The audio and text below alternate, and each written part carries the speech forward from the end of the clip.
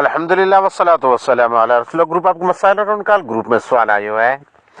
मर्द अने औरत मियाँ बीवी गैर मुस्लिम हुआ अने उन्हीं इस्लाम कबूल कियो, हाणे इन्हीं के न्यू मुस्लिम चवाजे तो इस्लाम में दाख़िल थिया।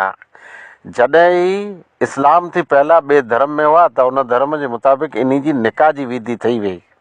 इन्हीं जो विहां लगन शादी उन धर्म जे मुताबिक़ थी। हाणे जॾहिं इस्लाम में आया आहीं त इस्लाम में इस्लामी रस्म रिवाज, इस्लामी अहकामात, शरीयत इस्लामी जे मुताबिक़ करो इन्हीं जी निकाह नवेसर थींदी, तंहिंजे बारे में कहिड़ो हुकुम है।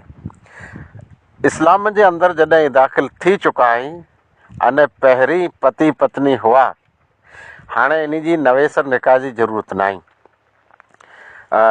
फतेह मक्का जे ॾींहुं कई अहिड़ा घर इस्लाम में आया जेको मर्द औरत हुआ, अने आप सल्लल्लाहु अलैहि वसल्लम उन जी नवेसर निकाह जे बारे में कोई हुकुम न ॾिनो।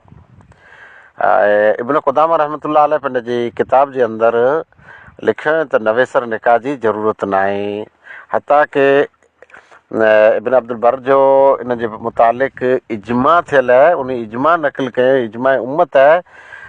जॾहिं गैर मुस्लिम कंहिं बि धर्म जा इस्लाम क़बूल कंदा अने पहिरीं पति पत्नी ऐं मियाँ बीवी आई, हाणे नवेसर इन्हीं के निकाह जी ज़रूरत न आहे। ई मसइलो ईअं जे उम्मत जे अंदरि आहे। अल्लाह वधारे बहितर ॼाणे थो। आख़िर ज़माना अल्हम्दुलिल्लाह रब्बिल आलमीन।